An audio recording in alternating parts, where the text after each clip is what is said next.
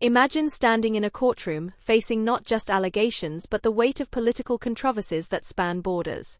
That's precisely where Charles Yeo, former chairman of Singapore's Reform Party, finds himself. The fate of this controversial lawyer, now out on bail in the UK, is unfolding in a gripping international legal battle, one that has Singapore's legal system and politics under scrutiny. Today on 2230, we're diving into the intricacies of Charles Yeo's story, the extradition process he's facing, and the deeper claims of political persecution that he's made.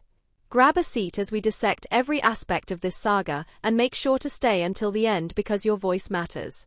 We want to know, are these charges politically motivated, or is it merely the rule of law at work? Yeo, aged 33, recently surrendered himself to authorities in the United Kingdom after Singapore requested his extradition.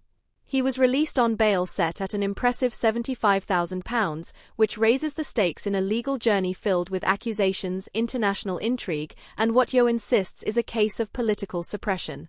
The allegations Yeo faces are significant: abatement of cheating and harassment under Singapore's Protection from Harassment Act. But as we explore these charges, one must ask, is there more to this than meets the eye? Yeo's story took a sharp turn back in July 2022.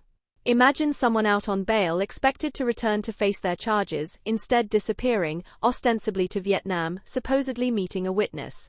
However, instead of returning as scheduled, Yeo declared his flight to the UK, claiming to seek political asylum. This development left not only the Singaporean authorities in suspense, but also many questioning his motives.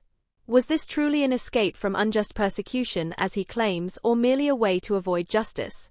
Now, the legal proceedings are underway in the UK.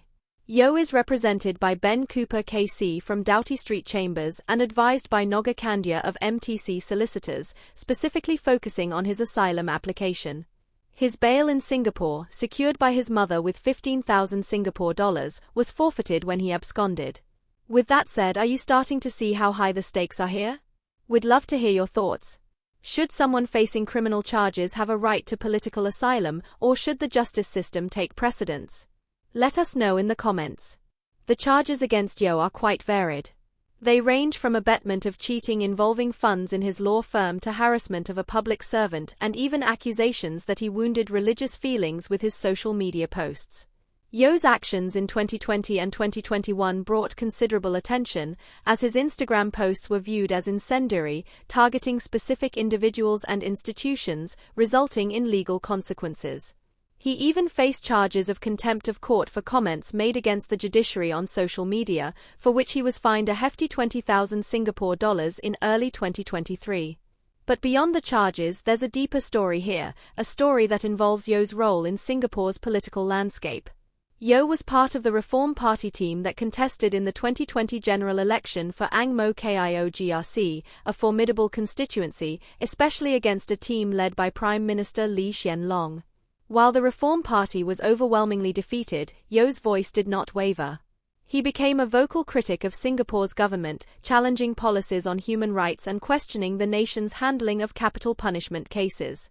Is Yeo's vocal opposition the real reason behind his current predicament? That's something many of his supporters insist on, and it's a question that brings us to a crucial discussion: how far should a government go to silence dissent, if at all? Yeo has consistently claimed that his current situation is politically motivated. He asserts that these charges are part of an ongoing effort to curb opposition in Singapore. International bodies, including some UN rapporteurs, have reportedly listed him as a human rights defender at risk. This gives a fascinating twist to the narrative. His choice of the UK for asylum was deliberate. He sees the UK as a bastion of fairness and believes the British legal system will expose biases in Singapore's judicial and political structure.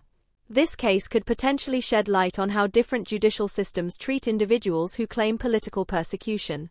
The outcome could have far-reaching implications for other critics of the Singapore government.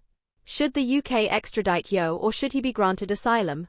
It's a decision that might influence future cases and diplomatic relations. As we follow this evolving situation, it's not just about Charles Yeo. It's about the bigger question of political freedom and judicial independence. So what do you think? Are these charges against Yeo justified, or is this an attempt to silence a government critic?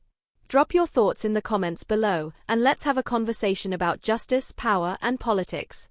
If you found today's coverage insightful, please like the video, share it with others who might be interested, and don't forget to subscribe to 2230 for more detailed and thought-provoking news analysis. We appreciate your support and stay tuned for more stories that matter.